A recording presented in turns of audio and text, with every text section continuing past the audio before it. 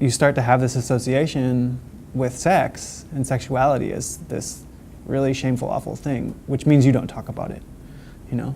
It means you're not having open conversations with anybody about what you're doing or what you want to do or what you think you might like or who you might love, which means you do dangerous things.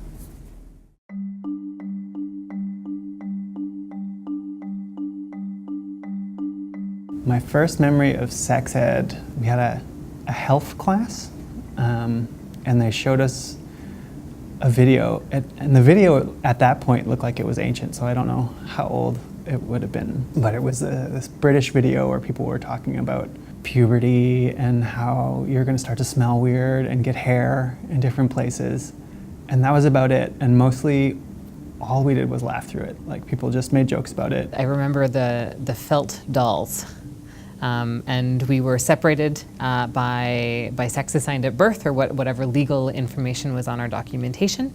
So all the little boys would go in one room, all the little girls would go in another, and then we were given dolls, and then we had to kind of put patches of where hair would grow as you went through puberty. We weren't given any indication of what a queer or trans person was. I was almost in my mid-20s before I even learned what the word like transgender and transsexual were. The Rocky Horror Picture Show was the first memory that I have. I must have been like 12 or 13 when I saw it. That was the first place that I saw anything that I thought might be kind of like what I felt like I was. But if it had been introduced when I was in elementary school, Tim Curry doing all the things Tim Curry does in that musical wouldn't have been the example that I carried into my 20s of what I might be. We had kind of health classes that would again talk about development, but there was no kind of connection to what development meant to our broader lives as human beings and what it meant in relation to engaging in relationships and friendships, in romantic interests and kind of sexual interests and all of these things, because being a young child, everyone has curiosities, and so you get all this information, but you don't know what to do with it or where to store it.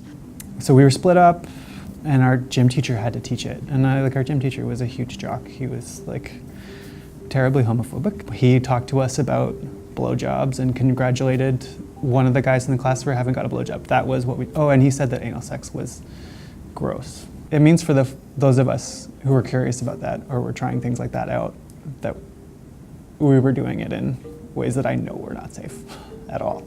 You know, it's not like I didn't have the internet. I just had no idea what to search for. There's not a conversation of what it means to go through puberty and what it means if you don't actually feel that your body is doing things that you want it to do, which I've realized probably everyone going through puberty is like, I don't actually want my body to do this, but when it's kind of the disconnect between your gender identity and what everyone is telling you, this is how you should be developing, I think it then gets really confusing, and I think it can really become internalized as to there is obviously something wrong with me because I'm not developing in this proper way. The older curriculum doesn't teach you respect for each other. You know, it doesn't teach you that consent. It doesn't teach you about gender or sexuality. It doesn't teach any kind of respect for difference.